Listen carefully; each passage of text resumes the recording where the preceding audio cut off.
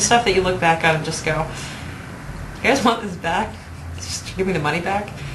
But no, my ex-husband would always say you gotta have the best computer, and you have to have the newest, coolest phone, and you have to, you have to set an image. You have to dress a certain way and act a certain way and have certain things and nice cars and this and that. And we gotta pay a trainer $1,500 a month, and let's pay $4,000 a month for an assistant to get the groceries. I have no idea why we had assistants. Let's build a website. Let's build another one because I don't like the way she built it. So let's pay another $5,000 to somebody else, and then let's pay this person to run it. But they're taking. I have absolutely no idea. It's all gone. It's all gone. And in the end, I still owe money to the IRS. Still do. There are some parents who are so supportive of their daughter's porn career that they help manage it. What do you think about that? It's disgusting. It's so bad. It's sick. I seriously, if a parent can seriously... I don't understand that. I just don't. It's just morally, do they molest their children as children? Did they fantasize? It's, how can you be on set and look at your daughter getting just screwed by some stranger and be like, that's my girl. She just got $1,000. Yay, she's going to go to college. Great, What kind of parent is that? It's sick. It's you not, I don't know. I guess that just actually truthfully tells us where our society's going. Because when it gets to the point where parents are okay seeing their children do that, I don't know. Next watch, it's going to be the dad jumps in, okay, we're doing a little father-daughter action. If that's when you cross the line. Well, I probably shouldn't have said that. It's probably crossing the line. No, I think the parents need some psychological evaluation. What's it like trying to have a relationship while you're a porn star, or your spouse is a porn star, or both?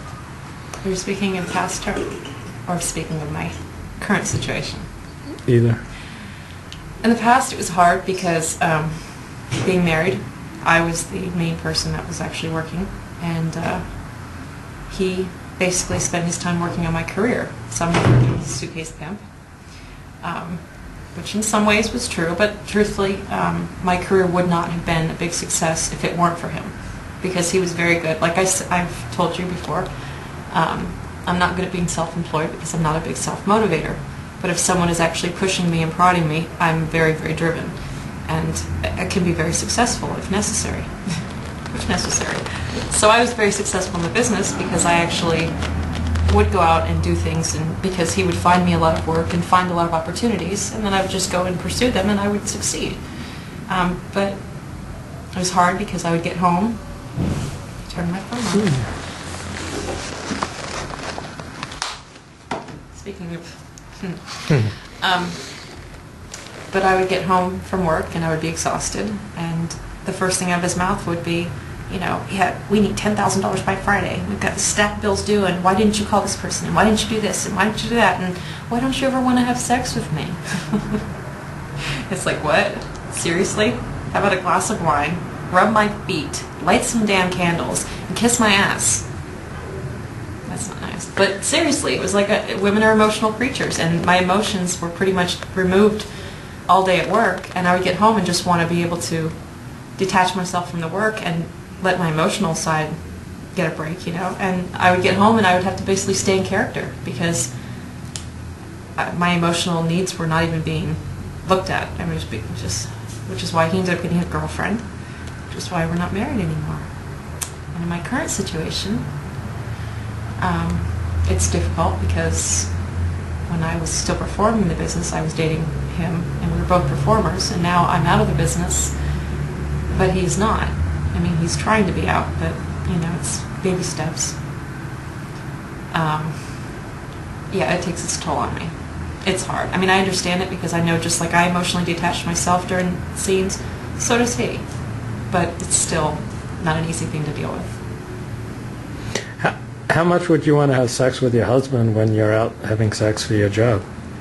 Oh, not very much. Last time we had sex was on camera, and it was a horrible scene. That was the last time we had sex.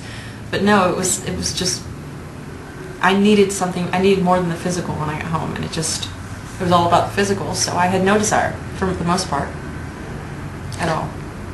Did you have a above normal or a normal sexual appetite, you think, when you're in the industry? When I was in the industry? Yeah. Probably above normal. Above normal. Yeah. Does it flip a switch? Does being around like a hypersexual industry, does it flip a switch? Yeah, I think so.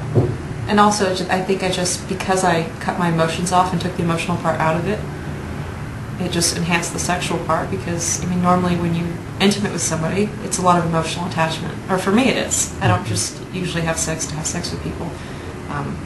Sex with someone because I care about them and I love them, you know, or just it's an partial emotional attachment, and the physical is just a bonus.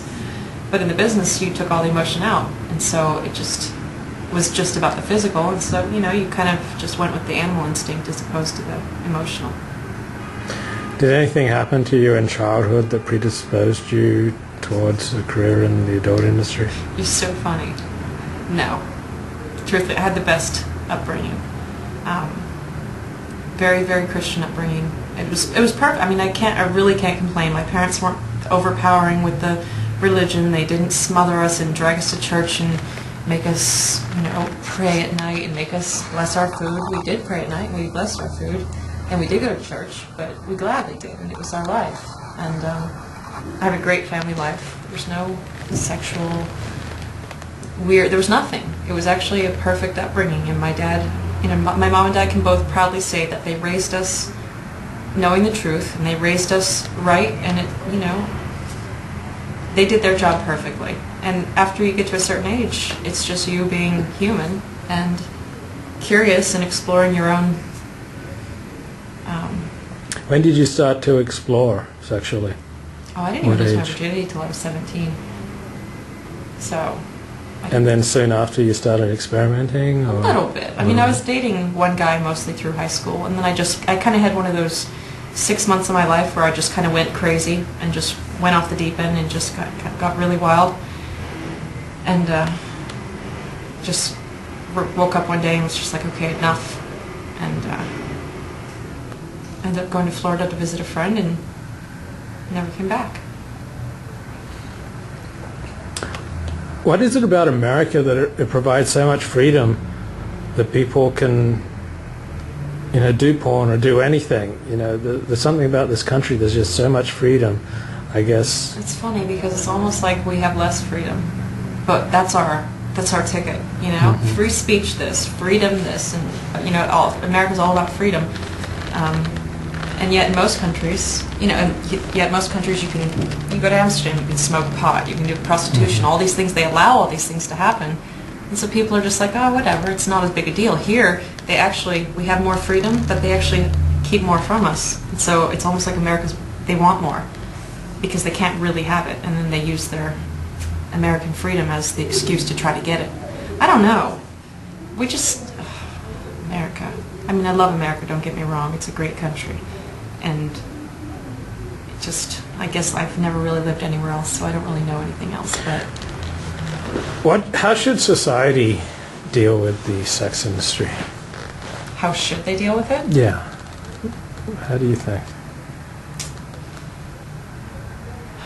You know, it's really hard to say. I mean, I think they should make it a little bit more difficult.